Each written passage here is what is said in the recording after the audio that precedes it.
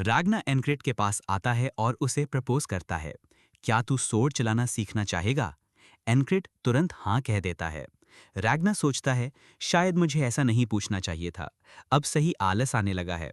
फिर भी एनक्रिड के चेहरे पर जो डिटर्मिनेशन है वो दिलचस्प लग रहा है। रैग्ना को याद आता है कि रेम ने एनक्रिड को बीस्ट से जुड़ी कोई टेक्निक सिखाई थी, शायद उसका स्टैब मूव। रैग्ना कहता है कि उसे सब कुछ छोड़ देना होगा, बस वही स्टैब और बीस्ट वाली चीज को छोड़कर। एनक्रिड पूछता है, क्या तो मुझे वैलन मर्सिनरी टेक्निक भी छोड़नी पड़ेगी? रैग्ना साफ कहता है, हाँ, खासकर वही। अगर तूने उसे नहीं छोड़ा तो चाहे तू कुछ भी नया सीख ले, तू बार बार अपनी पुरानी आदतों में लौट जाएगा। ये तो इंसान की फितरत है। और अगर ऐसा होना है तो अभी छोड़ दे सब कुछ। अब फैसला ले, या तो सब कुछ भूल और नए से शुरू कर, या फिर अपनी मीडियोक्रिटी में ही खुश रहे। एनक्रिड बिना रुके कहता है, मैं फ्रेश स्टार्ट लूंगा। रागना चौंकता है और पूछता है, क्या तू श्योर है? एनक्रिड बस पूछता है, अब सबसे पहले मुझे क्या करना है? ये सुनकर रागना सोचता है, ये लड़का नॉर्मल नहीं है। रागना समझाता है कि एनक्रिड की सोट टेक्निक अच्छी है, इसलिए उसे अब हल्की तलवार की ज़रूरत नहीं है, उसे लंबी तलवार से ज़्यादा फायदा होगा। तो वो कहते हैं कि तलवारें बदल लेते हैं। एनक्रिड पूछता है, क्या मेरी सोट तुझे देनी ठीक है? रागना कहता है, कोई खास नहीं है, ले जा। रागना उसे सिखाना शुरू करता है कि सोट कैसे पकड़ी जाती है और नोट करता है कि एनक्रिड बहुत टाइट पकड़ रहा है। एनक्रिड बताता है, मैं ऐसे पकड़ता हूं ताकि सोड हाथ से ना छूटे। रैग्ना सोचता है, ये इसे किसने सिखाया? एनक्रिड कहता है, रेम ने। रैग्ना को ज्यादा ताज्जुब नहीं होता। वो एनक्रिड को पोजीशन में लाकर उस पर जोर से हमला करता है। एनक्रिड को ब्लॉक करना पड़ता है और तभी उसे समझ आता है कि इतना टाइट पकड़ना क्यों गलत है। रैग्ना कहता है, अगर तू ऐसे टाइट पकड़ेगा तो दर्द होगा। सख्त चीजें जल्दी टूटती हैं। तू सूखी लकड़ी की टहनी जैसा हो रहा है। एनक्रिड सोचता है, ये स्क्वाड वाले इतने अजीब बात क्यों करते हैं? मतलब क्या है इसका? वो अंदाजा लगाता है कि शायद रैग्ना ये कहना चाहता है कि वो बहुत स्टिफ हो रहा है और उसे फ्लेक्सिबल बनना होगा ताकि सोड ना टूटे। फिर वो पूरी सीरियसनेस से ट्रेनिंग शुरू करता है। रैग्ना बार बार सिखाता है, गलती पकड़ता है, सुधारता है।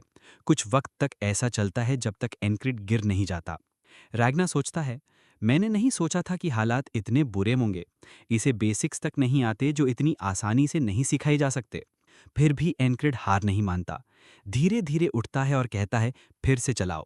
रैग्ना उसकी डेडिकेशन देखकर इनकार नहीं करता और कहता है, धीरे धीरे सीखना सही रहेगा, बेबी स्टेप्स सबसे बेहतर होते हैं। तभी रेम आता है और पूछता है, तुम लोग यहाँ क्या कर रहे हो? खाना छोड़ दिया और गायब हो गए? वो एनक्रिड से पूछता है, क्या रैग्ना तुझे परेशान कर रहा है? बोल, मैं सुलटा देता हूं उसे।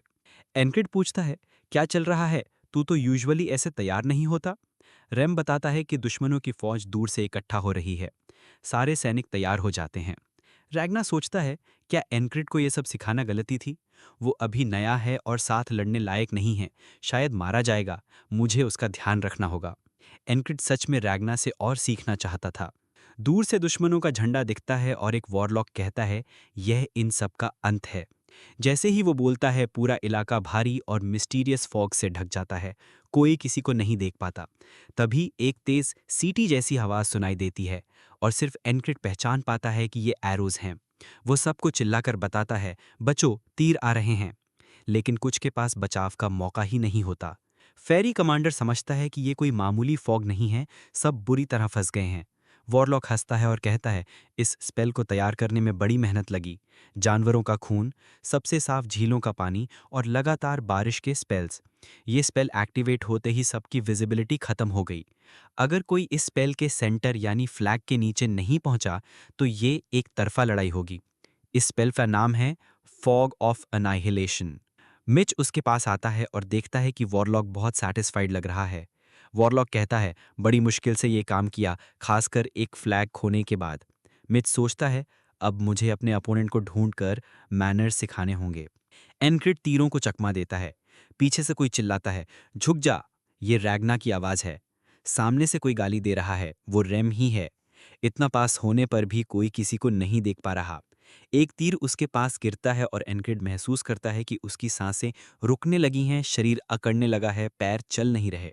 इसका मतलब वो जो रैग्ना से सीखा था वो अब इस्तेमाल नहीं कर सकता। उसे पता था कि पहली बार में सब नहीं सीख पाएगा। रैग्ना ने भी कहा था कि अगर नया स्टाइल नहीं आया तो पुराना वापस अपनाना पड़ेगा।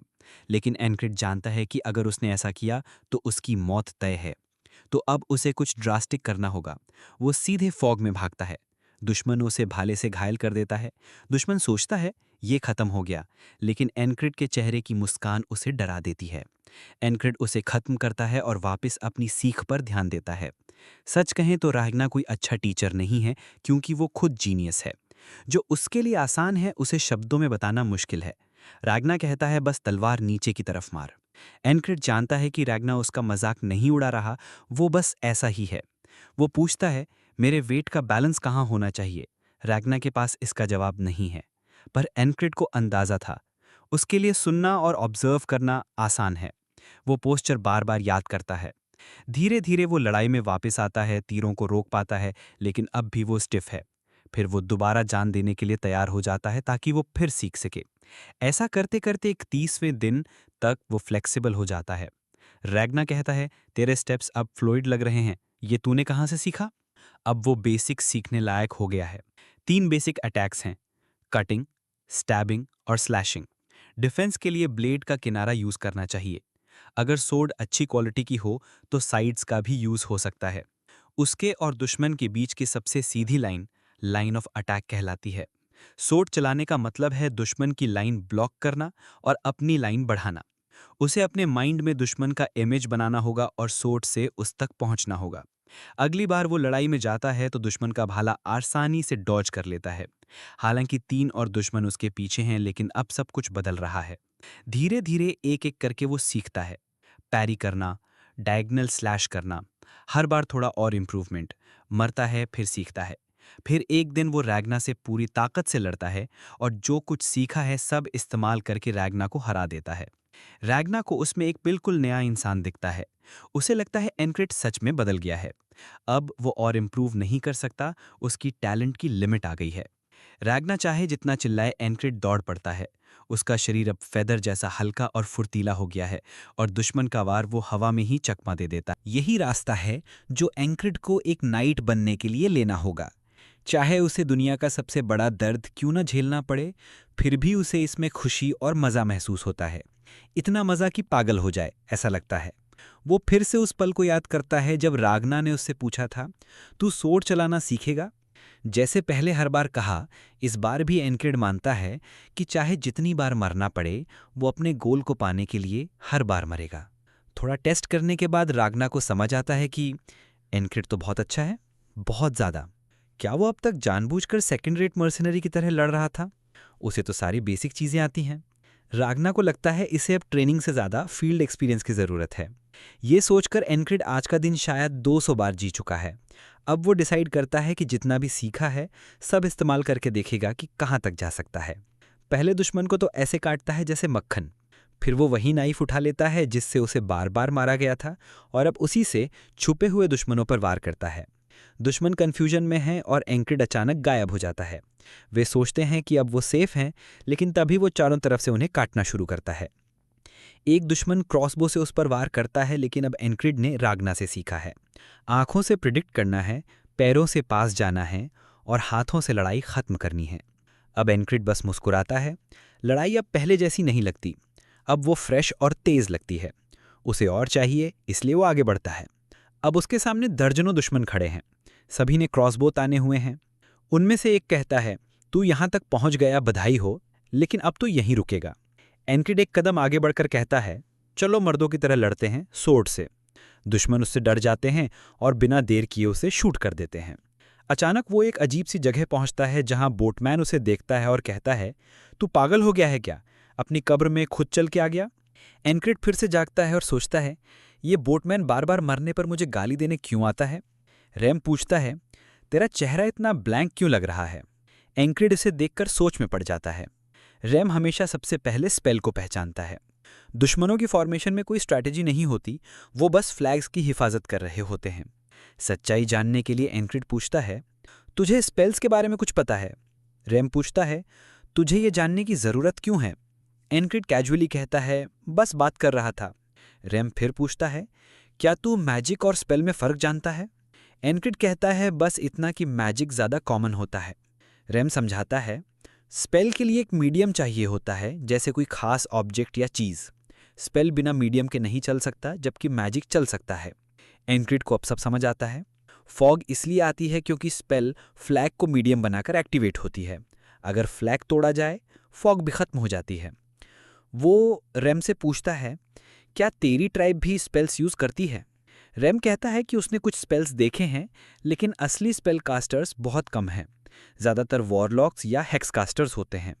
एनक्रिड अचानक चला जाता है, उसे ट्रेनिंग करनी होती है। रागना नोट करता है कि एनक्रिड को सारे बेसिक्स आते हैं। उनका बैकग्राउंड भी एक जैसा है, लेकिन क्या उसे ओनियाक स्वॉर्ड टेक्निक का पता है? करीब 500 साल पहले एक प्रोडिजी था, लियोनेसिस ओनियाक, एक स्वॉर्ड फार्म में पैदा हुआ लड़का। जब फार्म पर 12 लुटेरे हमला करते हैं, वो उन्हें बस एक फायरप्लेस पोकर से ही मार डालता है। छोटी उम्र में ही माता पिता को खोकर उसने स्वॉर्ड सीखना शुरू की। एक नोबल ने उसकी कहानी सुनकर उसे अपना लिया, लेकिन वो लड़का गिफ्टेड होने के साथ साथ कर्स्ड भी था। 10 साल की उम्र में उसकी ताकत कम होने लगी और 12 में वो पूरा पैरालाइज हो गया। इतनी छोटी उम्र में उसकी ग्रेटनेस खत्म हो गई, लेकिन उसका सपना स्वॉर्ड्समैनशिप को बेहतर बनाना नहीं रुका। 20 साल की उम्र में उसने सारी टेक्निक्स को 5 कैटेगरीज में बांट दिया: righteous elaborate sword, heavy strong sword, flowing confounding sword, fast swift sword, gentle parrying sword. उसने पूरी तलवारबाजी की हिस्ट्री दोबारा लिख दी और ओनियक फैमिली एम्पायर की सबसे बड़ी हाउस बन गई। आज भी यही टेक्निक पूरे एम्पायर में फाउंडेशन मानी जाती है। इनसे और भी ब्रांचेस निकली, जैसे वेस्टर्न स्विफ्ट स्वॉर्ड, ईस्टर्न ची स्वॉर्ड। लियोनेसिस की खुद की टेक्निक नॉर्दर्न हेवी स्वॉर्ड से निकली थी, जो रैम की टेक्निक से ज़्यादा काम की हो सकती है। रागना कहता है, तू सिर्फ एक पॉइंट पर फोकस कर, अपने और दुश्मन की स्वॉर्ड पर, बाकी सब भूल जा। वो इसे खुद दिखाता है। एनक्रिड कुछ समझ पाता उससे पहले रागना इतनी तेज और खतरनाक स्लैश मारता है कि उसकी गर्दन कट जाती है। एनक्रिड जानता है वो बस मरते मरते बचा है। तभी रैम आके कहता है, तू स्क्वाड लीडर को मारना चाहता है क्या? रागना कहता है, लोग तब ज्यादा सीखते हैं जब मरने ही वाले होते हैं, मैं तो बस मदद कर रहा हूं। रैम बोलता है, अगर इसका सिल ही नहीं रहा तो कुछ सीख ही नहीं पाएगा। मुझे कितनी मेहनत लगी थी इसे बीस्ट हार्ट सिखाने में, पता भी है तुझे? एनक्रिड सोचता है ये दोनों ही भयानक टीचर हैं।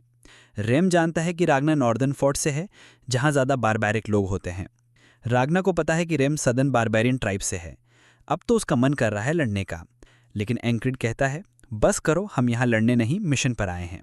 जाते जाते रागना कहता है, जब तुम मरने वाला होता है उस समय जितना अलर्ट रहता है, अगर तू उसी फोकस को पकड़ सके तो तू कुछ भी कर सकता है। बैटल की तैयारी में एनक्रिड सोचता है, ये टेक्निक भी वैसी है जैसे बीस्ट हार्ट, जो मौत का डर मिटा देती है। कुछ बातें अलग हैं, पर उसे ये खुद एक्सपीरियंस करनी होगी। और अब वो सोचता है कि उस फ्लैग को भी तोड़ना है। उसने तय कर लिया है कि अब उसका गोल सिर्फ सीखना नहीं, फ्लैग को डिस्ट्रॉय करना भी है।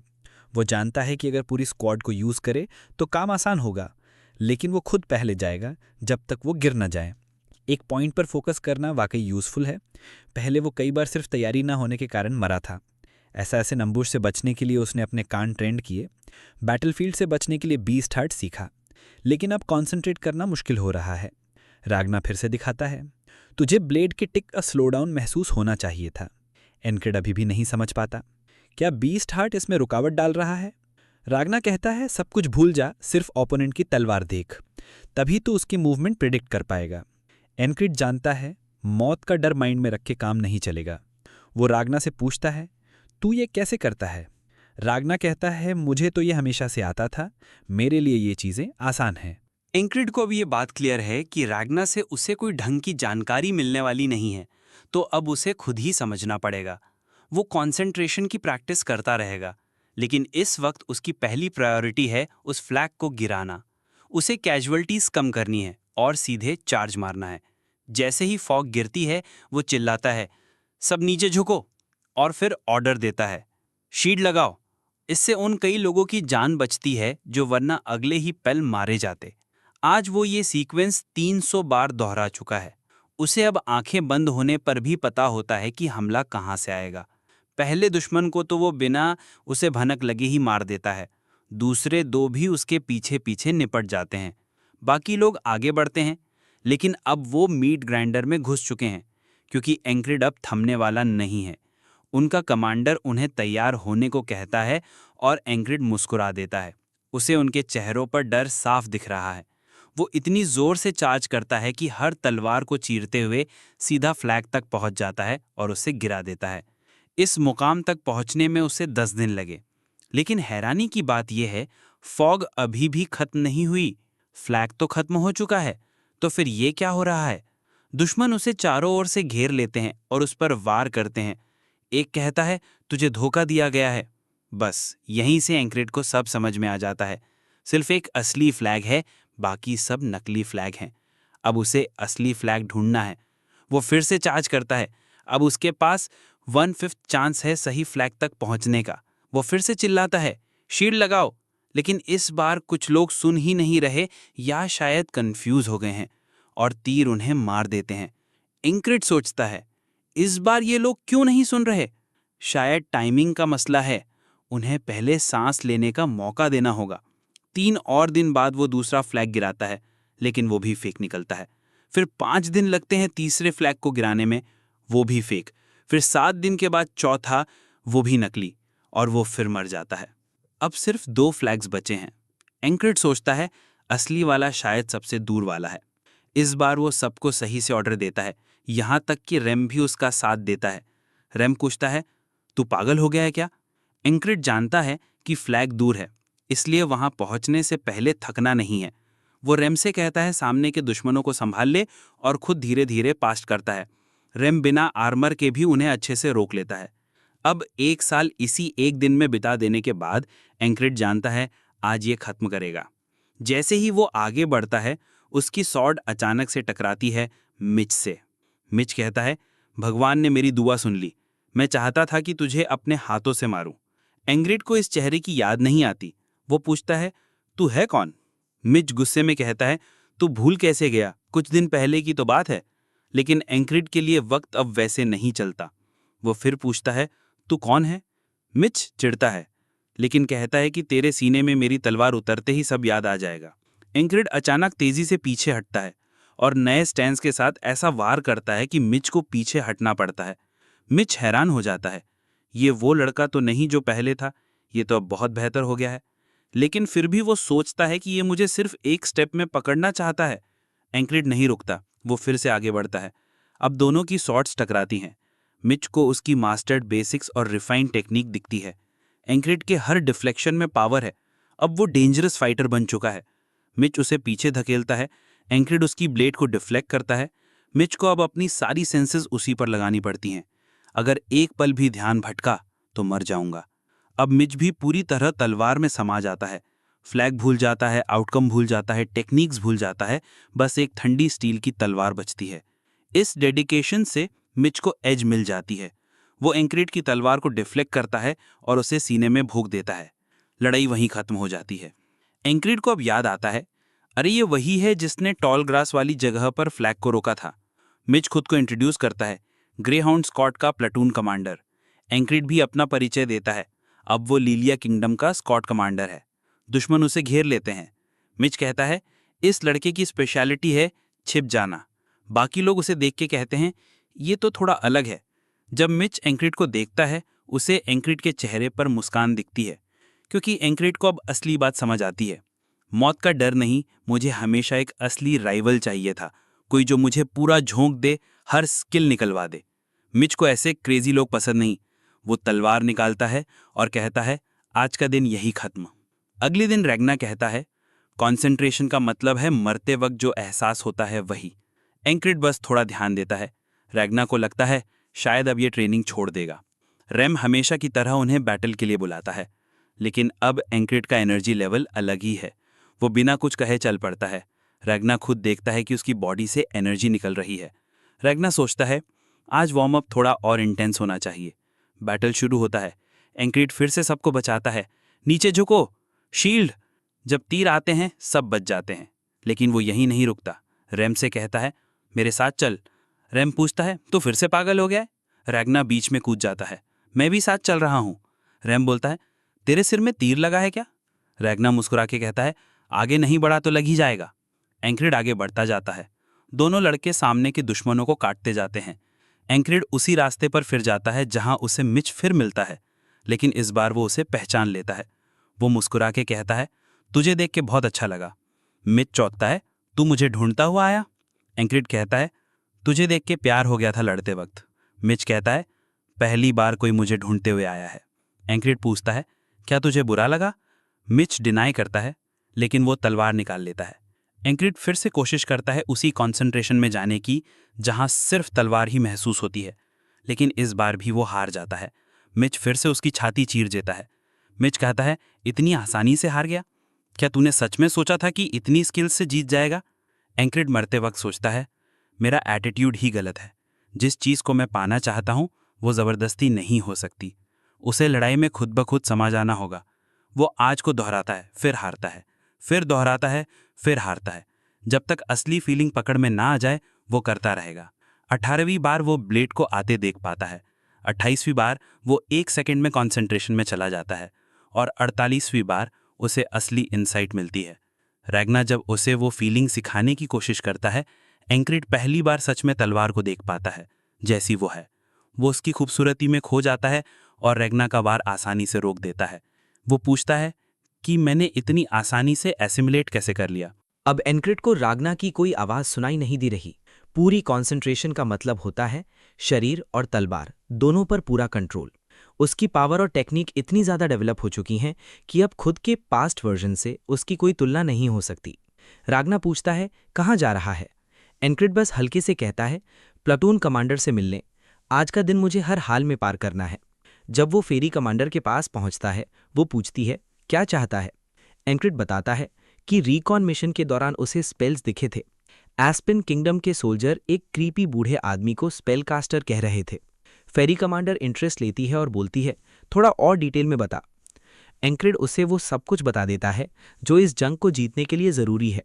अब जब फिर से फॉग आती है, सारे सोल्जर्स रेडी रहते हैं तीर रोकने के लिए और एंक्रिड की टीम बिना कुछ बोले चार्ज कर जाती है। उसने अब उम्मीद कमांडर की समझदारी पर रख दी है, क्योंकि अब उसे आगे की दीवार तोड़नी है। जैसे ही एंक्रिड सामने आता है, वो जोर से बोलता है, मैं तुझे पहचानता हूँ। तुझसे लड़ने की चाहत तो शुरू से थी और आज मैं तुझे हर हाल में हरा दूंगा। वो एक जोरदार स्ट्राइक मारता है, लेकिन मिच साइड स्टेप करके तुरंत स्लैश करता है, जिसे एंक्रिड बड़ी खूबी से डिफ्लेक्ट कर देता है। मिच को समझ आता है कि अब वो खतरे में है। वो एंक्रिड की अगली चाल बैरली ब्लॉक कर पाता है। तलवारें टकराती जाती हैं, एक डेडलॉक की सिचुएशन बन जाती है। मिच पूछता है, क्या तू अब तक अपनी असली स्किल छुपा रहा था? एंक्रिड मुस्कुरा कर कहता है, शायद। मिच उसका नाम पूछता है और एंक्रिड अपना नाम बता देता है। मिच उसकी तलवार डिफ्लेक्ट करता है और कहता है, तेरा नाम याद रहेगा। एंक्रिड जवाब देता है, याद रखने की जरूरत नहीं पड़ेगी, मैं खुद तुझे याद दिलाता रहूंगा। जब मिच अपनी तलवार ऊपर उठाता है, एंक्रिड की नज़र सिर्फ ब्लेड पर टिक जाती है। वो देखता है कि मिच का पूरा वेट उसके दाहिने पैर पर है, मतलब अगला वार डायगनल होगा। वो बिल्कुल सही होता है। इतने साले आज दोहराने का जो अनुभव मिला, वो सब एक जगह इकट्ठा हो जाता है। मिच वार करता है, एंक्रिड भी करता है। दोनों की तलवारें एक दूसरे की गर्दन छूती हैं। एंक्रिड वहीं नहीं रुकता, वो मिच की ओर आगे स्लैश करता है, जिसे मिच बस बास बचा पाता है। मिच सोचता था कि वो कुछ ही मूव्स में एंक्रिड को मार देगा, लेकिन अब उसे खुद मुश्किल हो रही है। अब ये बर्दाश्त नहीं। मिच जानता है कि उसकी फ्लोइंग स्वॉट टेक्निक्स डिफेंसिव हैं, पर अब उसे अटैक करना होगा। वो अपनी तलवार जमीन में जड़ देता है और नीचे से ऊपर की ओर जोर से मारता है। एक बड़ा आर्क बनता है। इस टेक्निक का नाम है द व्हील कट। एंक्रिड इस अल्टीमेट टेक्निक के बारे में जानता था। इसने पहले उसे कई बार मारा है, लेकिन इस बार वो तैयार है और परफेक्टली पैरी करता है। मिच शॉक में है, हालांकि उसके चेहरे पर कोई रिएक्शन नहीं है। मिच हरियर हाउस से है, जो एस्पेन किंगडम के 3 मेन हाउसेज में से एक है। हरियर्स ब्रूट फोर्स के लिए जाने जाते हैं। जो भी स्वॉर्ड में स्किल दिखाता है उसे रिक्रूट कर लेते हैं। मिच भी एक रीजनल हाउस से आया था और फिर हरियर नाम अपनाकर 15 की उम्र में 2 अडल्ट नाइट्स को हरा चुका था। 18 में चैंपियन स्वॉर्ड्समैन को हराया और 22 में पूरे शहर का सबसे मजबूत फाइटर बना। ग्रेहाउंड्स में भी वो टॉप 3 फाइटर्स में से एक बन गया। उसके बराबरी के लोग गिने चुने थे और वो भी लड़ने से कतराते थे। जब वो दूसरों को ट्रेनिंग करते देखता था तो सोचता था, इतना क्यों मारते हैं खुद को जब मेरी पूरी बॉडी ही स्किल है। यही उसकी गलती थी। अब वो अपनी बॉडी से बस पीछे हट सकता है और एंक्रिड उसकी छाती में सीधी तलवार घुसा देता है। मिच खून से लथपथ हो जाता है। वो खुद को कोसता है, तू मुझसे ताकत में भी कमजोर है और स्वॉट टेक्निक में भी, फिर भी तू जीत गया। एंक्रिड सिर्फ सिर हिलाता है। हाँ, वो ये बात नहीं काट सकता और मरते मरते सोचता है, काश मैंने भी ट्रेनिंग की होती, मैं क्या बन सकता था। जैसे ही एनक्रिड की तलवार उसकी गर्दन तक पहुंचती है, ग्रेहाउंड बीच में कूदकर मिच को बचा लेता है। मिच को तेजी से बैटलफील्ड से बाहर ले जाया जाता है। ग्रेहाउंड कहता है, एक आदमी से इतना नुकसान उम्मीद नहीं थी, लेकिन सजा भी आसान नहीं होगी। एनक्रिड जानता है कि अब वो घिर चुका है, लेकिन डरता नहीं है। इसका मतलब सिर्फ इतना है कि अगली दीवार फ्लैग को तोड़ना है और बाहर निकलना है। ग्रेहाउंड सबको ऑर्डर देता है, फायर। एनक्रिड खुद को तैयार करता है। अब तीरों से बचना नामुमकिन है, तो उन्हें सहते हुए आगे बढ़ना होगा। ग्रेहाउंड कोई शोपीस नहीं, वो खुद हमला करता है। एनक्रिड एक ही वार से उसकी पावर महसूस करता है। इससे लड़ाई जीतने के लिए कई बार मरना पड़ेगा, पर फिलहाल का मकसद साफ है, फ्लैग को खत्म करना और निकल जाना। ये सोचकर एनक्रिड फ्लैग पर नाइफ फेंकता है। थोड़ी भी चोट स्पेल को खत्म कर सकती है। ग्रेहाउंड देख लेता है और हमला करता है, लेकिन एनक्रिड रोल करते हुए बचता है और दूसरी बार डैगर फेंकता है, सीधा फ्लैग पर हिट करता है। फॉग में फेरी कमांडर अपनी जगह जमाए होती है, पर मन ही मन सोचती है, मैंने और ट्रूप्स मांगे थे, कुछ मिला नहीं। ये किंगडम तो पूरी तरह सड़ा हुआ है। सबसे कमजोर आदमी को फ्रंट लाइन की कमांड दे दी। अब अगर ऐसे ही चला तो सब खत्म हो जाएंगे। लेकिन तभी फॉग हट जाती है और वो लाइटनिंग जैसी स्पीड से दुश्मनों को काट देती है। अब उसके पास मौका है बैटल को पलटने का। वो सबको रैली करती है, चार्ज करो। सभी सोल्जर जोश में चिल्लाते हैं और दुश्मनों पर टूट पड़ते हैं। फॉग हट चुकी है, अब उम्मीद जिंदा है। लेकिन ये स्पेल किसने तोड़ा? शायद वही जिसने उसे इसके बारे में बताया था, एनक्रिड। एनक्रिड पूरी तरह लहूलुहान और थका हुआ है। वो सोचता है, मैंने गलती कर दी। सोचा था फॉग हटते ही मेरी टीम मिल जाएगी, पर कोई नहीं दिख रहा। अब वो भी लिमिट पर है। रैम अभी भी सैकड़ों दुश्मनों से लड़ रहा है। उसका असली टारगेट स्पेलकास्टर है, वो उसका सिर चाहता है। दूसरी तरफ रागना डायरेक्शन भूल चुका है और गलती से किसी कमांडर पर स्वॉर्ड तान देता है। अब उसे अपनी भूल समझ आती है। दुश्मन एनक्रिड का मजाक उड़ाते हैं, कुत्ते की तरह चल रहा है, कुत्ते की तरह मरेगा। तभी ग्रास फील्ड से एक पूमा सोल्जर पर झपटता है, उसे बचा लेता है। जैसे ही दुश्मन तीरों की बौछार छोड़ने वाले थे, वो पूमा उनके सारे क्रॉसबोस काट देता है। अब एनक्रिड समझता है वो उसकी रक्षा कर रहा है, पर वो कहता है, जा, ये जो सामने है वो मामूली नहीं। ग्रेहाउंड अब थक चुका है। वो कहता है, अब बहुत हो गया। तभी कोई आवाज आती है, अब तू आराम कर एनक्रिड, अब मैं तुझे एक असली मर्द दिखाता हूं। वेंजेंस आ चुका है। वेंजेंस पूरे जोश में ग्रेहाउंड पर झपटता है, लेकिन ग्रेहाउंड झट से उसकी तलवार डिफ्लेक्ट करता है और उसे जमीन पर पटक देता है। वेंजेंस गिरते ही अपने लोगों को चिल्लाता है, फायर। लेकिन ग्रेहाउंड को तीरों से कोई फर्क नहीं पड़ता, वो उसी ताकत से आगे बढ़ता है। प्यूमा पीछे से क्लॉज निकालकर उस पर झपटता है। ग्रेहाउंड थोड़ा सरप्राइज होता है, लेकिन अपनी तलवार की हिल्ट से बीस्ट को जोर से मारता है, जिससे वो बेहोश हो जाता है। अगला वार एनक्रिड की ओर आता है। एनक्रिड अब भी ब्लेड देख पा रहा है, लेकिन उसकी हालत ऐसी नहीं कि वो वार को पैरी कर सके। इसलिए वो मिच की सीखी हुई एक टेक्निक अपनाता है, ब्लेड को फ्लो करने देना। वो वही करता है और ग्रेहाउंड चौंक जाता है, क्योंकि उसे समझ आता है कि ये तो मिच की टेक्निक थी। एनक्रिड पहली बार इतना खुश महसूस करता है लड़ाई के बीच में। तभी वेंजेंस फिर से दौड़ता है, लेकिन ग्रेहाउंड काउंटर नहीं करता, क्योंकि अब उसे सामने से पूरी आर्मी आती दिखती है। वो मजबूरी में पीछे हटता है, लेकिन जाते जाते एनक्रिड को घूर कर कहता है, तेरा गंदा चेहरा मैं नहीं भूलूंगा और एक दिन तुझे जरूर गिराऊंगा। फिर वो अपने लोगों को पीछे हटने का आदेश देता है। अब वेंजेंस एनक्रिड की हालत देखकर उस पर ध्यान देता है और उसे वहां से निकालने की तैयारी करता है। एनक्रिड पूमे को भी साथ ले जाना चाहता है, चाहे उसकी ताकत हर सेकंड कम हो रही हो। वेंजेंस सभी को पीछे हटने का आदेश देता है और धीरे धीरे एनक्रिड बेहोश हो जाता है। थकावट और खून की कमी ने अब उसे पकड़ लिया। सपने में फिर वही बोटमैन आता है। तू फिर से जीत गया? तू वाकई जिद्दी हरामी है, पर आखिर तुझे चलाता क्या है? फिर भी इस हाल में भी एनक्रिड ने आज को एक बार और पार कर लिया। धीरे धीरे उसकी आंखें खुलती हैं। आसपास सब उसकी हालत पर बात कर रहे हैं। कुछ लोग हैरान हैं कि उसने कैसे कर लिया ये सब।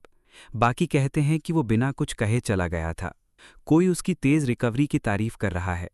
जैसे ही एनक्रिड को हाथों का एहसास होता है, कुछ नरम सा महसूस होता है। वो देखता है कि वही प्यूमा जिसने उसे बचाया था, अब उसे चिपक कर सो रहा है। रेम पूछता है, अब जाग ही गया तू? हमें लगा तू गया काम से। एनक्रिड धीरे धीरे उठता है और पूछता है, क्या हो रहा है? जैक्सन पानी लाकर कहता है कि तूने बहुत खून खो दिया था। क्रिस जोड़ता है, शुक्र है मेडिक ने तुझे सही वक्त पर हील कर दिया, वरना कुछ परमानेंट नुकसान हो सकता था। लक की देवी तेरे साथ है भाई। एनक्रीड नीचे देखता है, थोड़ा सा पानी गिरता है और उसे एहसास होता है कि शायद वो प्यूमा के ऊपर ही गिर गया था जब बैटलफील्ड से वापस आ रहे थे। अब सब धीरे धीरे बाहर चले जाते हैं क्योंकि उन्हें पता चल गया कि उनका कमांडर बच गया है। एनक्रीड खुद भी खुश है कि वो आज भी बच गया, लेकिन रैम नहीं जाता। वो एनक्रीड को घूरता है। एनक्रीड सोचता है शायद वो पूमे में इंटरेस्टेड है। वो पूछता है, क्या तुझे इसे छूना है या कुछ? रैम सीधा कहता है, मुझे उस जानवर से कोई मतलब नहीं है, मैं बस ये जानना चाहता हूं तुझे कैसे पता चला कि फॉग एक स्पेल है। अब एनक्रीड कंफ्यूज्ड होता है, क्या मुझे उसे सच बताना चाहिए? अगर मैंने अपनी एबिलिटी बताई तो वो मानेगा नहीं, लेकिन झूठ भी नहीं बोलना चाहता। रैम वफादार दोस्त रहा है तो उसका भरोसा लौटाना चाहिए। एनक्रीड कहता है, पहले एक सेटलर मेरा दोस्त था, उससे कुछ बातें सुनी थी, उसी के हिसाब से अंदाज़ा लगाया। असल में वो सेटलर तो रैम ही था, तो ये बहाना टेक्निकली सही है। रैम उठता है और कहता है, ठीक है मत बता अगर नहीं बताना चाहता, पर स्पेल्स से ज़्यादा उलझ मत। जाते जाते एनक्रीड पूछता है, तो उस लड़ाई के दौरान क्या कर रहा था? रैम जवाब देता है, मैं उस हरामी के पास गया था जिसने फ्लैग्स लगाए थे। उसका चेहरा पसंद नहीं आया तो उसका सिर उड़ा दिया। एनक्रीड उस सीन की कल्पना करता है। उसी वक्त ग्रेस आते हैं और प्यूमा को 20 जर्की देकर रिश्वत देने की कोशिश करते हैं, लेकिन प्यूमा झपटता है और उन्हें चौंका देता है। एनक्रीड कहता है, संभल के, ये छोटा लग रहा है पर गुस्से में आया तो चीर देगा। ग्रेस बोलता है, मैं तो बस 10,000 क्रोना कमाना चाहता हूँ। हेनरी में बताया कि नीली आंखों वाला बीस्ट एक लेक पूमा होता है जिसमें धरती की एनर्जी होती है। हर क्लॉ की कीमत 10,000 क्रोना है और नए आते रहते हैं। एनक्रीड हैरान हो जाता है, एक bronze coin equal to 1 krona, तो 10,000 मतलब गोल्ड कॉइन से भी ज़्यादा। इतना तो मैंने कभी दिया भी नहीं है किसी को।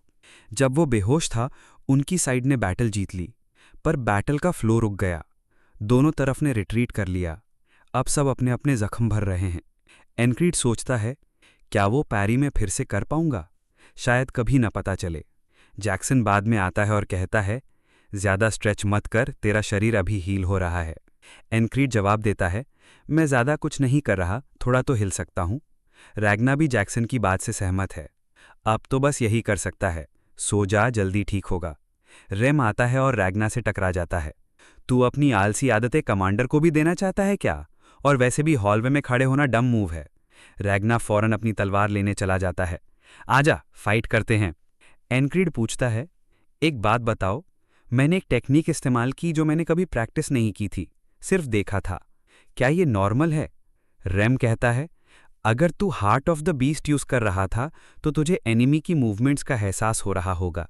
इससे पता चलता है कि दुश्मन की तलवार कैसे चल रही है, कितनी ताकत लग रही है। रैग्ना भी हाँ में हाँ मिलाता है।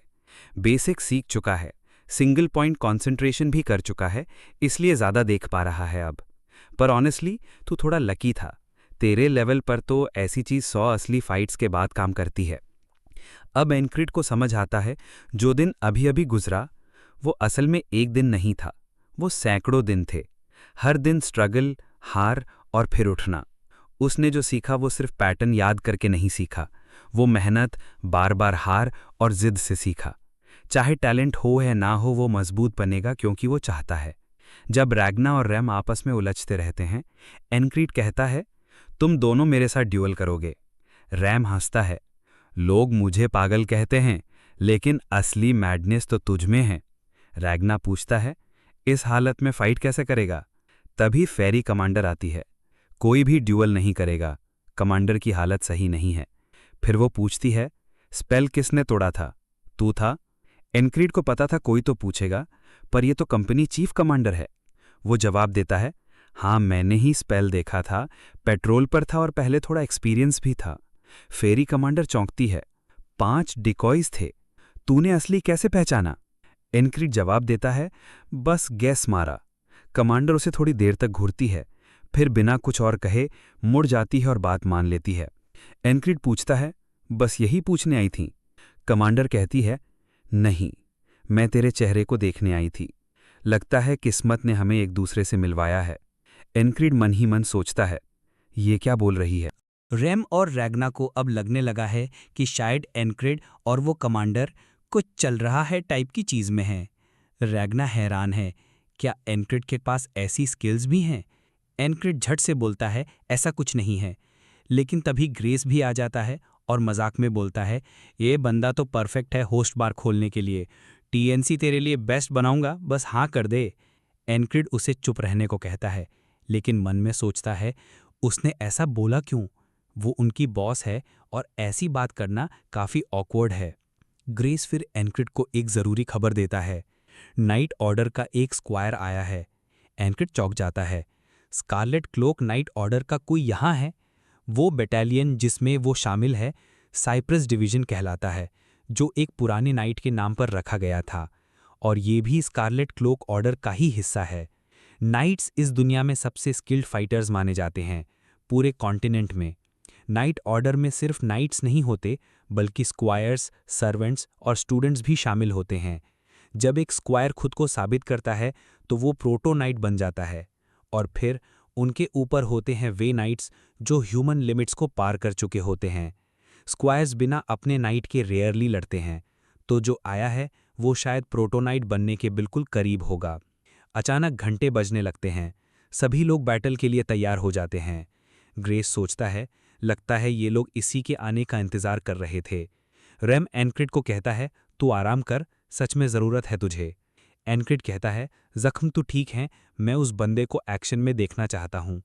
रेम उसकी आंखों की चमक देखता है और मुस्कुराते हुए कहता है, ठीक है, चल देख क्या करना है वो, वैसे भी अभी कुछ खास करने नहीं जा रहे हम।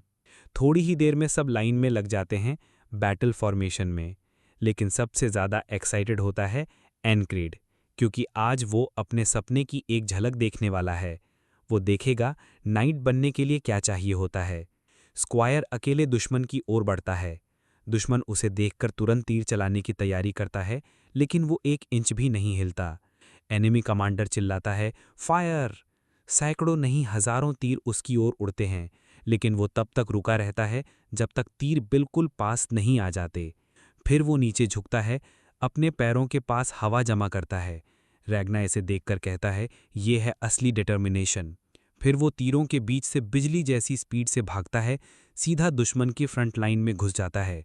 वहाँ स्पीयर्स हैं, शील्ड्स हैं, लेकिन सिफर असर नहीं। एक ही बार में पूरी फ्रंट लाइन उड़ा देता है। एनक्रिड हैरान भी है और डरा भी। कमांडर के पास कुछ कहने को बचा नहीं, क्योंकि कहने लायक कुछ बचा ही नहीं। स्क्वायर अब दाएं बाएं दुश्मनों को काटता है, बिल्कुल बिना दया के। सभी दुश्मन भागने लगते हैं। हम अपनी जान बेकार में क्यों दें? लेकिन उनके कमांडर चिल्लाता है, लाइन पकड़ो। फिर उसकी गर्दन हवा में उड़ जाती है। स्क्वायर अब उस मर चुके कमांडर के घोड़े की गर्दन पर खड़ा है। हर किसी के मन में अलग अलग राय है। रैम कहता है, कुछ नया नहीं, इन्हें वॉर स्पेशलिस्ट ऐसे ही नहीं कहते। रैग्ना सोचता है, मुझे कम से कम इतना तो करना चाहिए था कि मैं उसे रोक पाता। जैक्सन नोट करता है कि दुश्मनों के पास उसे रोकने के 5 मौके थे, लेकिन उनका कमांडर ही बेवकूफ़ था। ग्रेस बस खुश है कि अब ये जल्दी खत्म होगा, हमें ज़्यादा कुछ नहीं करना पड़ेगा। एनक्रिड अब गंभीर सोच में डूब जाता है।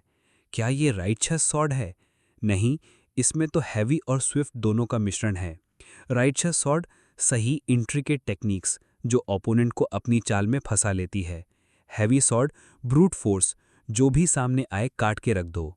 कन्फाउंडिंग सॉर्ड माइंड गेम वाला स्टाइल, कंफ्यूज करके एम्बुश करना। ये वैलोन सॉर्ड का ही पार्ट है। स्विफ्ट सॉर्ड सबसे तेज technique, pure speed. Flowing sword soft parry based style, खुद को बचाते हुए काउंटर करना। एनक्रिड को दिख रहा है उस स्क्वायर के अंदर हैवी और स्विफ्ट दोनों टकरा रहे हैं। वो गहरी सांस लेता है, सोच को स्टेबल करता है। सच तो ये है कि हर टेक्निक एक ही जगह से निकली है।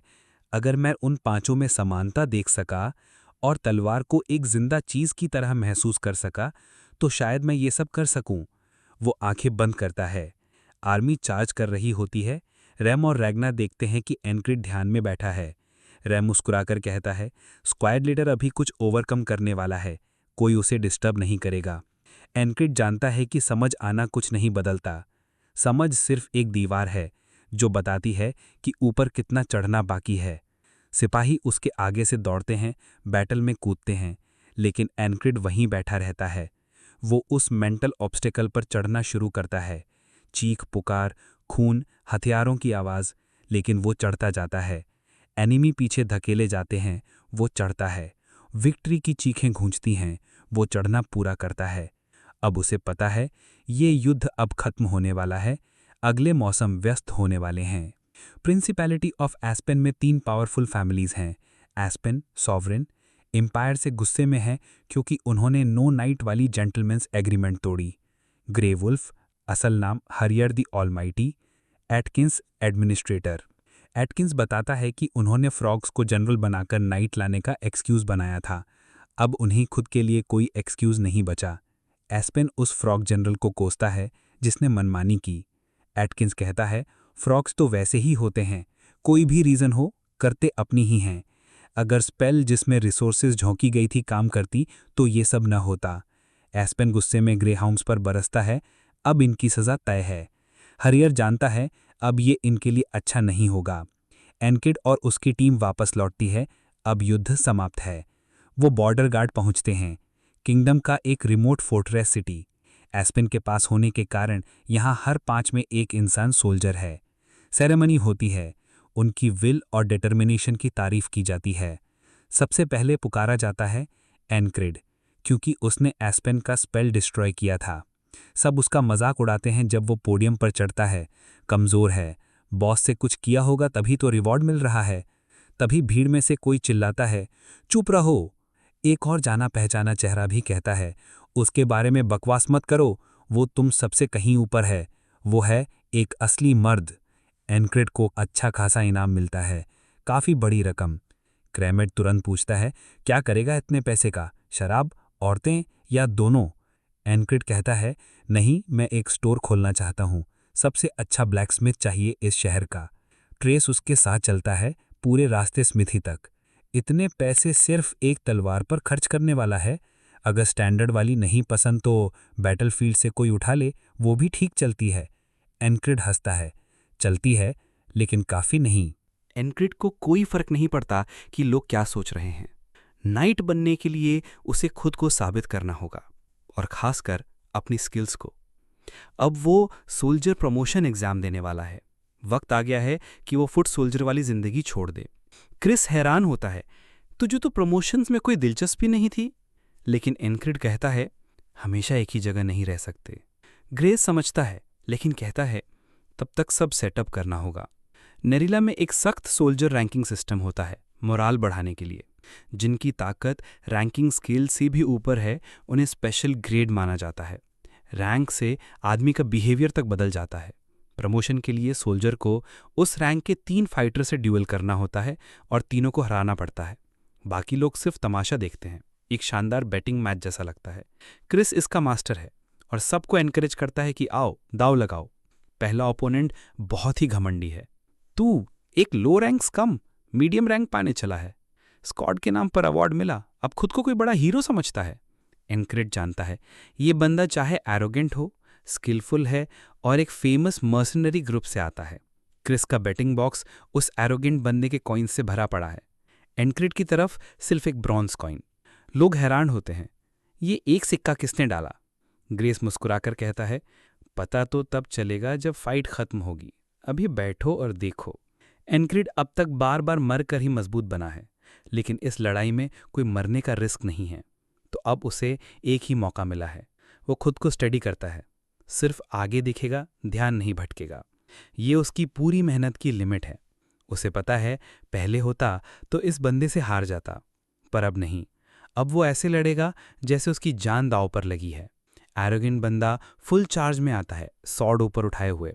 एनक्रिड सोचता है, क्यों ना वही पैरी ट्राई करूं जो मैंने पिछले बैटल में सीखी थी।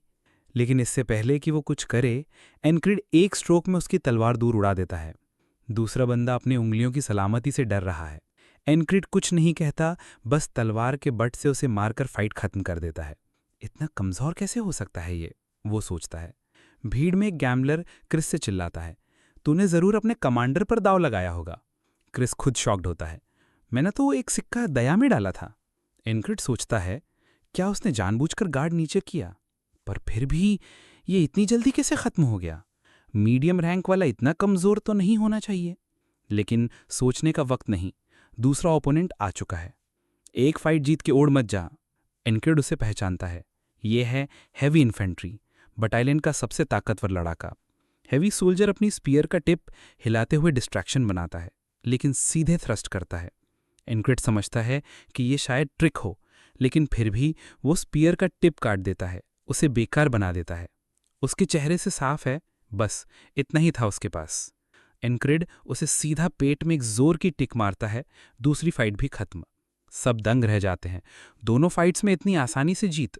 क्रिस चिल्लाता है, नेक्स्ट चैलेंजर कौन है? कोई नहीं आता। वो लोग भी नहीं जो पहले एनक्रिड का मजाक उड़ा रहे थे। एंड्रू सोचता है, मैं जीत सकता हूं, मैं और मैक तो रोज प्रैक्टिस करते थे। लेकिन मैक कहता है, मत जा, अब वो बहुत आगे निकल चुका है, मैं भी नहीं जीत सकता। एंड्रू चुपचाप बैठ जाता है। तभी कोई ट्रैश टॉकर को धक्का देता है। वो कोई और नहीं बल्कि रेम होता है। वो सब सुन रहा था, अब देखना चाहता है क्या उसमें हिम्मत है। ट्रैश टॉकर डर के मारे पसीना बहा रहा है, लेकिन खुद को प्रूफ करने के लिए रिंग में उतरता है। एनक्रिड अब तक सिर्फ स्ट्रगल ही करता आया था।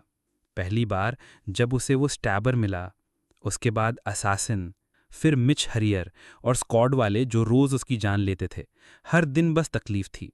अब समझ आता है मैं कितना आगे आ गया हूं। पहले मेंटोर ने कहा था, ओपोनेंट को कभी अंडर एस्टिमेट मत करना। तब उसे ये बात इररेलेवेंट लगी थी, क्योंकि उसने कभी सोचा ही नहीं था कि वो खुद किसी को कमज़ोर समझेगा। ट्रैश टॉकर पूछता है, ये चेहरा कैसा है तेरा?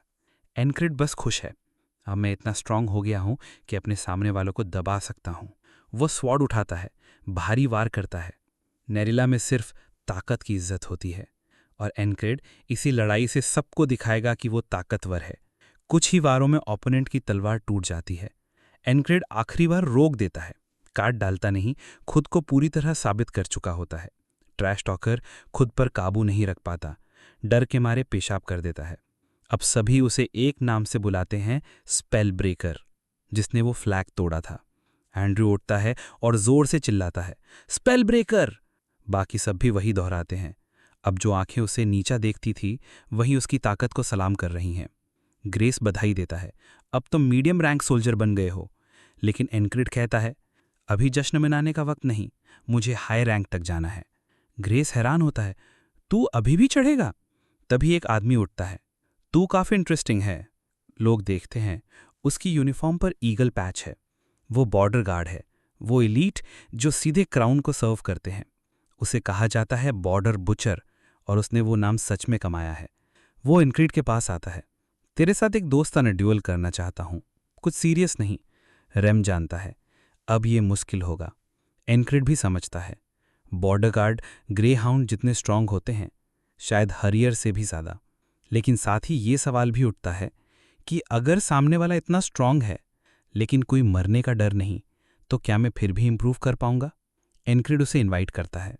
वो आदमी हैरान होता है, इतना निडर होकर मेरे सामने आ रहा है। अब समझ आया, तो जितना सोचा था उससे कहीं ज़्यादा इंटरेस्टिंग है। नीचे रैंक वाले सोल्जर अब एनक्रिड को चीयर करते हैं। इन्फेंट्री ही असली किंग होते हैं। बॉर्डर बुचर मन में सोचता है, ये सब बेवकूफ़ हैं। मैं भी इन्फेंट्री हूं, पर ऐसा घमंड ठीक नहीं। इन्हें अब समझाना पड़ेगा। इसी के जरिए जो मेरे सामने खड़ा है। वो तेज वार करता है, लेकिन एनक्रिड उसकी ब्लेड देख पाता है और डिफ्लेक्ट करता है। बॉर्डर बुचर हैरान होता है, एक फुट सोल्जर में इतनी कॉन्सेंट्रेशन। वो एनक्रिड को पकड़ता है, अब ये खत्म। लेकिन एनक्रिड उसके हाथ को पकड़ लेता है और ऊपर से तेज स्वॉर्ड स्ट्राइक मारता है। बॉर्डर बुचर को पता है कि अगर ये स्ट्राइक लगा तो मौत तय है। वो तुरंत डॉज करके पलटकर वार करता है, लेकिन एनक्रिड तैयार है। उसकी ब्लेड का टिप पकड़कर सीधा पेट में किक मारता है। उसने अपनी मेन स्वॉर्ड छोड़ दी थी। अब सामने वाला रश करता है आखिरी हमला करने के लिए, लेकिन एनक्रिड एक छोटा ब्लेड निकालता है और एग्जैक्ट उसी एंगल से वार करता है। विक्ट्री अब सिर्फ कुछ इंचेस दूर है दोनों के लिए। उसी वक्त फेरी कमांडर आ जाती है और एक ही तेज वार में सबके हमले को रोक देती है। एनक्रिड देखता है कि उसकी टीम पहले से ही उस आदमी के पीछे खड़ी है। आखिरकार कौन अपने लीडर को मरने देगा? रेम मुस्कुराकर कहता है, काफी लकी हरामी है ये। लेकिन वो आदमी कहता है, ये सिर्फ एक ड्यूल था, अगर दोबारा ऐसे ओवर रिएक्ट किया तो सजा मिलेगी। एनक्रिड को इस सबसे ज्यादा फिक्र है फाइट के दौरान क्या हुआ, क्योंकि वो उसके मूवमेंट्स को मिस कर गया था और हारते हारते बचा। अगर ये फाइट जानलेवा होती तो क्या होता? वो आदमी अपनी तलवार वापस शीत करता है और एनक्रिड से कहता है, मैंने कुछ खास उम्मीद नहीं की थी, पर तेरी ताकत को नज़रअंदाज नहीं कर सकता। अब वो खुद को टॉरस बताता है, बॉर्डर गार्ड्स का प्लाटून कमांडर। एनक्रिड भी अपना नाम बताता है और उसका हैंडशेक स्वीकार करता है। भीड़ चौंक जाती है। Platoon commanders special rank soldiers होते हैं, मतलब एनक्रिड कम से कम हाई रैंक सोल्जर बन चुका है। सब जश्न मना रहे होते हैं, पर एनक्रिड का ध्यान वहां नहीं होता और यही बात टॉरस को पसंद आती है। वो सोचता है, हम फिर मिलेंगे, अभी के लिए अलविदा। उसी दिन ग्राहम, हैवी आर्मर्ड इन्फेंट्री का फर्स्ट कंपनी कमांडर, उसे अपनी कंपनी में इनवाइट करता है। ये तीसरी बार है जब एनक्रिड को इनवाइट मिला है, पहले सेकंड कंपनी, फिर थर्ड, शायद क्योंकि उसने वो स्पेल तोड़ा था। ग्राहम समझाता है, फर्स्ट कंपनी इस बटालियन का कोर है, ये ऑफर बहुत बड़ा है, तुझे पता होना चाहिए। एनक्रिड जानता है जैसे ही वो एक्सेप्ट करेगा एलीट बन जाएगा, पर वो फिर भी मना कर देता है। ग्राहम पूछता है, क्या ये फोर्थ कंपनी कमांडर की वजह से है? अगर ज़रूरत हो तो मैं उससे बात कर लूँगा। एनक्रिड मुस्कुराकर कहता है, नहीं, बात वो नहीं है। उसका ईमानदार चेहरा देखकर ग्राहम ज़्यादा नहीं पूछता। एनक्रिड सजेशन देता है, रेम को भेज दो अपनी कंपनी में। ग्राहम हंसता है, कोई इस पागल के साथ नहीं रहना चाहता, पर थैंक्स टू हिम हम पिछली लड़ाई जीते, उसे वहीं रखना चाहिए। क्रिस दंग रह जाता है, इतनी सारी ऑफर्स मिल रही हैं, क्या मैं बैग्स पैक कर लूँ? एनक्रिड कहता है, मैं कहीं नहीं जा रहा। क्रिस सोच में पड़ जाता है, फिर इतनी बड़ी बड़ी ऑफर्स रिजेक्ट क्यों कर रहा है? अभी तो तू जहां भी जाएगा वहां वीआईपी ट्रीटमेंट मिलेगा। तभी टॉरस वापस आता है। उसके पास एनक्रिड से एक और ज़रूरी बात करनी है। बॉर्डर गार्ड्स में आ जा। रेम भी जानता है ये अब तक की सबसे बड़ी ऑफर है। टॉरस को लड़ाई में ही अंदाजा हो गया था, एनक्रिड को टफ फाइट की भूख है। अगर तू हमारे साथ आए तो तुझे लिमिट तक पुश किया जाएगा, तेरी फुल पोटेंशियल तभी बाहर आएगी। सब टीममेट्स चुप हैं, मानो ने पता है कि अब एनक्रिड चला ही जाएगा। एनक्रिड कहता है, अगर बात उस जगह की है जहां ट्रेनिंग नर्क जैसी हो तो इससे बेहतर कोई नहीं। मुझे सिर्फ अपनी पोटेंशियल नहीं चाहिए, मुझे उससे पार करना है। मौसम बदलने लगता है और ये रेम के लिए बुरी खबर है। हालांकि वो एक ट्राइब से है, फिर भी उसे सर्दी से इतनी नफरत है कि वो उससे लड़ना चाहता है। वो चिल्लाता है, एनक्रिड जल्दी से गर्म पत्थर ला। एनक्रिड सोचता है, बाहर लड़ाई में शेर है, पर इधर बेकार का बच्चा। ऑर्डन कहता है, चल बॉडी को वार्म करने के लिए ट्रेन कर, जमेगा नहीं तो लड़ाई कैसे करेगा? लेकिन रेम अपनी ब्लैंकी छोड़ने को तैयार नहीं। ऑर्डन एनक्रिड से पूछता है, तू चलेगा ट्रेनिंग के लिए? एनक्रिड मना करता है, मैं पेट्रोल ड्यूटी पर हूं अभी। बाहर निकलते वक्त रेम चिल्लाता है, गरम पत्थर मत भूलना। एनक्रिड हैरान है, अभी थोड़ी ठंड थी और अब पूरा विंटर। वो एक बिजी इलाके में जाता है जहां दूसरे गार्ड्स उसके साथ पेट्रोल पर हैं। दो लोग इंट्रोड्यूस होते हैं, जैक और बो। आज ये तीनों एक टीम है। एनक्रिड को अजीब लगता है, ये नाम कहीं सुने हैं, पर छोड़ देता है। जैक गर्व से कहता है, स्पेल ब्रेकर के साथ ड्यूटी मिल रही है। बो कहता है, सुना है तो बहुत तेजी से प्रमोट हुआ, लो से हाई तक। एनक्रिड जवाब देता है, बस किस्मत अच्छी थी। जैक बोलता है, तेरी असली ताकत देखनी है, एक छोटा ड्यूल करें? एनक्रिड मान जाता है। थोड़ी देर चलने के बाद जैक कहता है, क्या मेरी किस्मत इतनी खराब थी कि ऐसे मौसम में पेट्रोल करनी पड़े? बो भी सहमत होता है, सच में बहुत ठंड है। एनक्रिड समझ नहीं पाता ये दोनों इतने करीब क्यों चल रहे हैं। मार्केट के बीच चलते हुए एक हुडिड फिगर अचानक शैडोज से निकलता है और एनक्रिड की तरफ फिसलता है। एनक्रिड सोचता है, बस कोई बच्चा होगा, लेकिन तभी वो हुडिड आदमी डैगर निकालकर एनक्रिड के सीने में घोंप देता है। एनक्रिड कुछ रिएक्ट कर पाए उससे पहले ही जैक और वो उसे क्राउड से छुपा देते हैं जैसे वो कोई ड्रंक हो। ये तीनों मिलकर काम कर रहे हैं। हुडिड आदमी कहता है, सरप्राइज्ड, ग्रे हाउंड्स कभी टारगेट नहीं भूलते। एनक्रिड देखता है, ये आधा फेरी है, शायद एस्पन ने भेजा है क्योंकि मैंने स्पेल तोड़ा था। असैसिन छुरा निकालता है ब्रूटल तरीके से और एनक्रिड को मरने छोड़ देता है। जैक कहता है, रॉटन निकल यहां से, मिशन पूरा हुआ। अब एनक्रिड को याद आता है, ये वो घायल रिकॉन सोल्जर्स हैं जिनका ग्रेस ने जिक्र किया था। ये सब बहाना था एस्पन से कांटेक्ट बनाने का। अब उसकी हालत है 4 वर्सेस 1, लेकिन मैं जीतूंगा। अभी वो जमीन पर गिर जाता है, खून बहता है और वहीं मर जाता है। वो फिर से जागता है, झटके से उठता है जिसे देखकर रेम हैरान हो जाता है, लेकिन वो सिर्फ ज्यादा एनर्जी के साथ उठना चाहता था। वो बाहर जाता है जहां ऑर्डन खुद को ठंडे पानी से नहाता है और उसके शरीर से भाप उठ रही होती है। वो पूछता है, ये ट्रेनिंग मेथड क्या है? ऑर्डन बताता है, विंटर में ज़रूरी होता है बॉडी को अंदर से गर्म रखना ताकि किसी भी हालत में रेडी रह सको।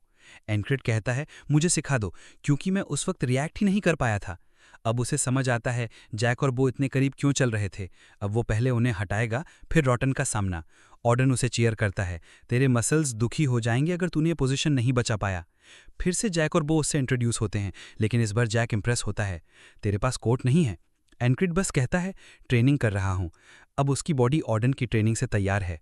उसे पता है जल्द ही रॉटन सामने आएगा। इससे पहले कि वो पास आए, वो पीछे वालों पर वार करता है। बो बच जाता है और तलवार निकाल लेता है। एनक्रिड जानता है रॉटन या तो भागेगा या हमला, कुछ भी हो, पहले इन दोनों से निपटना जरूरी है। लेकिन रॉटन के पास एक और चाल है। वो दूर से एक नाइफ फेंकता है जो सीधे एनक्रिड के वाइटल में लगती है। एनक्रिड सुनता है, इतनी दूर से हिट किया, भीड़ में से। स्किल तो है इस बंदे में, लेकिन तब तक बहुत देर हो चुकी थी। छुरा उसके दिल में घुस चुका होता है। ये साउंड से भी तेज थी। अब उसके सामने चैलेंज है, दूर और पास दोनों दुश्मनों से एक साथ लड़ना।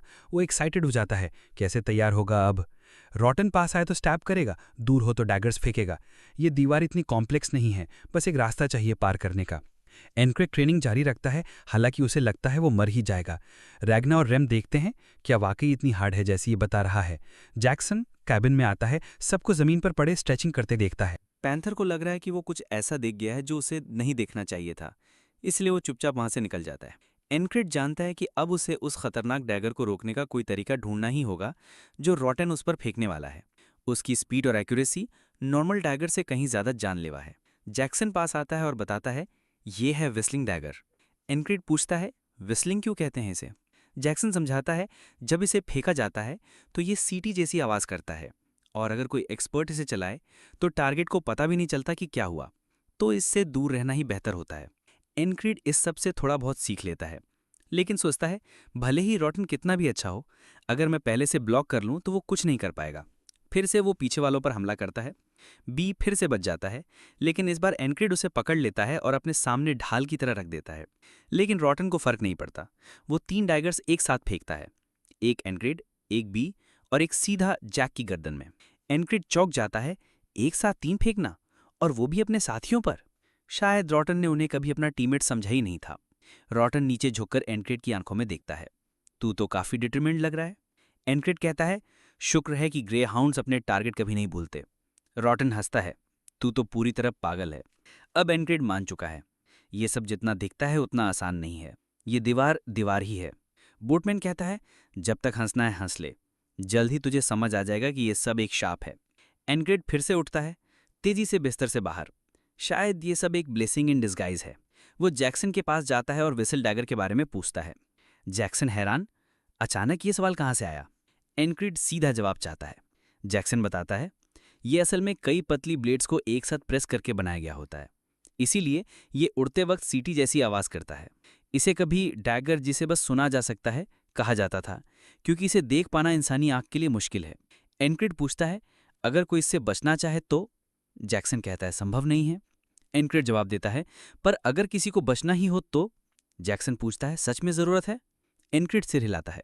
जैक्सन सोच में पड़ जाता है, ये सब सुना कहाँ से? फिर समझाता है, जब डैगर फेंका जा चुका होता है तब उसे देखना बेकार है। ध्यान उस हाथ पर होना चाहिए जो फेंक रहा है, क्योंकि थ्रो उसी वक्त तय हो जाता है। कुछ तरीके होते हैं थ्रो को छुपाने के, लेकिन ट्रेन्ड आंखें उसे पकड़ सकती हैं। एनक्रिड पूछता है, क्या मैं ये सीख सकता हूँ? जैक्सन कहता है, तेरी करंट स्किल्स के हिसाब से कुछ खास नहीं कर पाएगा। एनक्रिड सोचता है, बकवास कर रहा है ये। तभी जैक्सन पूछता है, डैगर्स फेंकना सीखना चाहता है क्या? अगर कॉन्फिडेंट नहीं है तो भूल जा। एनक्रिड समझता है ये एक मौका है और फैसला करता है सीखने का। बाद में वो जैक और बो से मिलता है और याद रखता है जैक्सन की बात। थ्रो करते वक्त पूरा शरीर रिलैक्स रखना चाहिए, फोकस करना चाहिए जब ब्लेड हाथ से निकले। देखना और बचना एक ही बात है। जैसे ही रॉटन सामने आता है, एनक्रिड तुरंत जैक को मार देता है। बो भी ज्यादा फाइट नहीं करता, बाकी सब डर के मारे भाग जाते हैं। अब एनक्रिड पूरी तरह अपने असली टारगेट पर फोकस कर सकता है। वो देख पाता है रॉटन कब रिलैक्स्ड होता है और कब फोकस्ड। अगर वो अपने दिल को बचा पाए तो शायद तुरंत मरने से बच सकता है। एनक्रिड पहले डैगर को हाथ से ब्लॉक कर लेता है, लेकिन दूसरा सीधे सीने में घुस जाता है। वो जानता है ये बहुत तेज है, पर वो एक स्प्लिट सेकंड के लिए उसे देख पाया। रॉटन फिर वही डायलॉग बोलने वाला होता है, लेकिन एनक्रिड पहले ही जानता है, persistent lovers never forget their target. रॉटन हैरान, तो जानता कैसे है? एनक्रिड मुस्कुराता है, हर बार मिलने से मैं तुझे पढ़ना सीख रहा हूं। थोड़ी और बार मिला तो तेरे सारे घटिया ट्रिक्स पकड़ लूंगा। अगले दिन एनक्रिड पहले ही पीछे वालों को खत्म कर देता है। अब पूरी फोकस रॉटन पर। वो देख पाता है उसका हाथ कैसे घूमता है, डैगर कैसे निकलता है। इस बार वो ट्रेजेक्ट्री समझ जाता है, आर्म गार्ड से ब्लॉक करता है। रॉटन उसका एडवांस देखकर घबरा जाता है। एनक्रिड सोचता है अब वो दूसरी दिशा से वार करेगा। वो डॉज करता है, लेकिन रॉटन फुर्ती से दिशा बदलकर सीधे दिल में मारता है। इस वेपन की एबिलिटी कमाल है, अब मैं इसे खुद चलाना चाहता हूँ। अगले जीवन में एनक्रिड डैगर से प्रैक्टिस करता है। जैक्सन पूछता है, अब तू कर क्या रहा है? एनक्रिड कहता है, विसल डैगर की ट्रेनिंग। उसके पास असली डैगर नहीं है, पर जल्दी होगा। एक बार होममेड डैगर टूटकर जैक्सन को लगने वाला होता है। 8वें दिन एनक्रिड रॉटन का डिलेड अटैक डॉज कर लेता है, पर अब नई दिक्कत आती है। एक शार्प शूटर उसे पीछे से मार देता है। अब वो भी ध्यान में रखना होगा। 9वें दिन वो शार्प शूटर को भी डैगर से खत्म करता है, लेकिन रॉटन फिर से ऐसा वार करता है जो वो नहीं बचा पाता। एनक्रिड तब तक प्रैक्टिस करता है जब तक वो डैगर्स काफ़ी ठीक ठाक फेंकना नहीं सीख लेता, लेकिन उसे लगता है कुछ मिसिंग है, कुछ इंपॉर्टेंट। जैक्सन कहता है, तू बेसिक्स तो सीख गया, पर तूने ये फेंकना सीखा कहाँ से? एनक्रिड झूठ बोल देता है, किसी को फेंकते देखा था, बस कॉपी कर लिया। जैक्सन कहता है, तू जीनियस है अगर ये सच है। फिर पूछता है, क्या तूने थ्रोइंग ब्लेड टेक्निक का नाम सुना है? गेऑर्ग नाम का असैसिन था जिसने ये बनाई थी। उसका हथियार ही विस्लिंग डैगर था। गेऑर्ग की कोशिश थी एक ऐसा ब्लेड बनाना जो आवाज़ ही ना करे। उसने अल्ट्रा थिन सिंगल ब्लेड बनाई, पर चलाना मुश्किल था, तो उसे बदलकर आज का विस्लिंग डैगर बनाया। एनक्रिड हैरान, इस डैगर की भी कहानी है। जैक्सन सोचता है, तुझे तो पहले से पता होना चाहिए था, तेरी स्टैंड्स तो परफेक्ट है विस्लिंग डैगर थ्रो करने के लिए। 10वें दिन एनक्रिड रूट बदलने का फैसला करता है। जैक विरोध करता है, अगर काम खराब हुआ तो सजा मिलेगी। एनक्रिड जवाब देता है, मैं सबसे हाई रैंक वाला हूं, जिम्मेदारी मेरी होगी। उसे दोनों विस्पर करते दिखते हैं। उन्हें ये प्लान बिल्कुल पसंद नहीं। एनक्रिड जानता है मार्केट परफेक्ट जगह है असैसिन्स के लिए, अब वो इनका गेम नहीं खेलेगा। जैक फिर से कहता है, हमें वापस जाना चाहिए। एनक्रिड पूछता है, देश से गद्दारी करके क्या मिला? कुछ गोल्ड कॉइन्स। ये सुनते ही दोनों उस पर झपटते हैं, लेकिन एनक्रिड सिर्फ 2 वारों ने ही उन्हें गिरा देता है। जैसे ही एनक्रिड पीछे के दोनों गद्दारों को खत्म करता है, रॉटन और वो ब्लू असैसिन वहां पहुंच जाते हैं। उसे लगता है कि ये लोग थोड़े लेट आए, लेकिन कोई बात नहीं, अब जो करना है लेकर आए। रॉटन एक साथ 4 डैगर्स फेंकता है, लेकिन अब एनक्रिड उसके हाथ को देख सकता है। ब्लू असैसिन पीछे से वार करने आता है, लेकिन एनक्रिड उसे एक डैगर से वहीं खत्म कर देता है। रॉटन को लगता है अब मौका है, पीठ खुली है। वो वार करता है, लेकिन एनक्रिड बड़े सटीक तरीके से उसका डैगर ब्लॉक करता है। चोट लगी है, पर मौत नहीं। अब रॉटन डर गया है। तू है कौन साले? एनक्रिड कहता है, वो जानना तेरे काम का नहीं, और सोचता है, इसके पास कितने और ये खूबसूरत हथियार हैं। रॉटन देख रहा है, ये बंदा खुद भी डैगर्स फेंक सकता है, क्या ये भी कोई असासिन है? रॉटन कहता है, मेरे पास बस 2 हैं। एनक्रिड को थोड़ी जलन होती है, मेरे पास बस 1 बचा है। रॉटन गुस्से में बोलता है, मजाक मत कर, तू सच में दिमाग से गया हुआ है। जैसे ही तू अपना बचा डैगर फेंकेगा, तू मरेगा। एनक्रिड समझता है, लेकिन दोनों का जवाब बाद में मिलेगा। उसे रॉटन के हाथ नहीं दिख रहे, पर उसकी आर्म दिख रही है। अगर वो पोस्चर और नज़र स्टेडी रखे तो डॉज करना मुमकिन है। रॉटन एक साथ 2 डैगर्स फेंकता है। एनक्रिड उन्हें दबे हुए शरीर से डॉज करता है और खुद एक डैगर फेंकता है जो रॉटन की क्लोक फाड़ता है। एनक्रिड जानता है, इसने झूठ बोला, और भी होंगे इसके पास, लेकिन मेरे पास भी हैं। वो अपना आखिरी डैगर फेंकता है। रॉटन बच जाता है, लेकिन गुस्से में तमतमा उठता है, तूने झूठ बोला। अब वो अपनी ब्लेड निकालता है, और एनक्रिड भी, थोड़ा चौंकते हुए कि ये असैसिन तलवार भी चलाता है। असल में असैसिन को कोई रूल नहीं बांधता कि सिर्फ दूर से हमला करे, लेकिन दिक्कत यह है कि एनक्रिड ने ये मूव पहले नहीं देखा था, नीचे से तेज वार। रॉटन सोचता है कि अब ये खत्म है, लेकिन एनक्रिड बिजली जैसी तेजी से उसका हाथ पकड़ता है और कहता है, अब अंत है तेरा। एक बार सीधा उसके माथे पर। रॉटन वहीं ढेर। सिर्फ 10 बार कोशिश करके मर के लड़के एनक्रिड ने ये दीवार पार कर ली। ये सब उसे जिंदा रखने आए थे। वो रॉटन की लाश देखता है, उसकी क्लोक खुलता है और एक पूरा नाइफ बैंडोलियर पाता है। ये तो मेरा ही होना चाहिए। अब वो फेरी कमांडर के पास जाता है, वही बैंडोलियर पहनकर। कहता है, ये सब बस एक संयोग था। कमांडर एक नज़र डालती है, 3 लोगों से लड़कर सिर्फ 1 खरोच में बच गया। ये भी क्या कोइंसिडेंस है? एनक्रिड कहता है, लक की गॉडेस मेरी साइड पे है मैम। कमांडर कुछ पल उसे देखती है, फिर हार मानकर कहती है, जाओ अपने पोस्ट पर वापस। वो वापस कॉर्ड लॉजिंग पहुंचता है। दरवाज़ा खोलते ही एक एक्स उसके चेहरे पर उड़ती है। वो बस सेकंड्स में डॉज करता है। ये जाहिर है रेम की करतूत थी। जो खुश होता है कि उसका स्नीक अटैक काम नहीं किया। एनक्रिड चिल्लाता है, तू पागल हो गया है क्या? रेम कहता है, तेरे पीछे असैसिन पड़े हैं तो मैं तेरी ट्रेनिंग कर रहा हूं। बदले में एनक्रिड एक हॉट स्टोन उसे देता है, खा ले। रेम समझता है कि ये आलू है। जैसे ही छूता है हाथ जल जाते हैं। एनक्रिड नोट करता है उसके बाल काफी बढ़ गए हैं। ग्रेस से कहता है, हेयर कट चाहिए। ग्रेस कहता है 10 कॉपर्स लगेंगे। एनक्रिड कहता है 5 दूंगा। आखिर में 8 पर डील हो जाती है। कटिंग के दौरान एनक्रिड क्रिस से कहता है, तेरा रेट बढ़ गया क्या? स्कॉट डिस्काउंट नहीं देता? क्रिस जवाब देता है, सस्ते चाहिए तो शहर वाले नाई के पास जा। एनक्रिड मना करता है, शहर वाले गंदा काटते हैं, बर्फ गिरती रहती है। ग्रेस कहता है, कितनी ठंडी हो रही है यार। रैम को बर्फ बिल्कुल पसंद नहीं। रैग्ना भी अग्री करता है। ओडन कहता है, ये तो भगवान की टेस्ट है। एनक्रिड सोचता है, हम सब यहां बाहर कर क्या रहे हैं? अब वो सोचता है कि असैसिन्स बॉर्डर गार्ड में आए कैसे, कब से अंदर हैं ये लोग। वो क्रिस से पूछता है, जैक, बो और रॉटन कहां से आए थे? क्रिस कहता है, जैक पिक पॉकेट था, पकड़ा गया तो जबरन भर्ती हुआ। बो एक नोबल को सीधे मुंह इंसल्ट कर दिया। रेम हैरान, इतने नॉर्मल लगते थे ये लोग। एनक्रिड भी सहमत है। रॉटन एक मर्चेंट गिल्ड से था जो फेल हो चुकी थी, अब मर्सनरी बन चुका था। ये तीनों पिछले साल ही भर्ती हुए थे। एनक्रिड सोचता है, ये लोग एक ही गिल्ड से होंगे, शायद थीव्स गिल्ड। थीव्स गिल्ड, नाम में गिल्ड, असल में सिर्फ चोरों का अड्डा। जो उस गिल्ड का हिस्सा हो उसे शहर की हर गली पता होती है। वो जैक्सन से पूछता है, तू थीव्स गिल्ड के बारे में कुछ जानता है? जैक्सन चौंकर पूछता है, तू मुझसे क्यों पूछ रहा है? एनक्रिड जवाब देता है, बस लगा तू जानता होगा। जैक्सन कहता है, पहले तो कॉन्ट्रैक्ट था पर अब रिस्ट्रक्चर के बाद सब कट गया, मुझे कुछ नहीं पता अब। हेयर कट खत्म होता है। एनक्रिड बाहर की स्नो देखकर कहता है, यार बर्फ तो बहुत ज्यादा गिर रही है।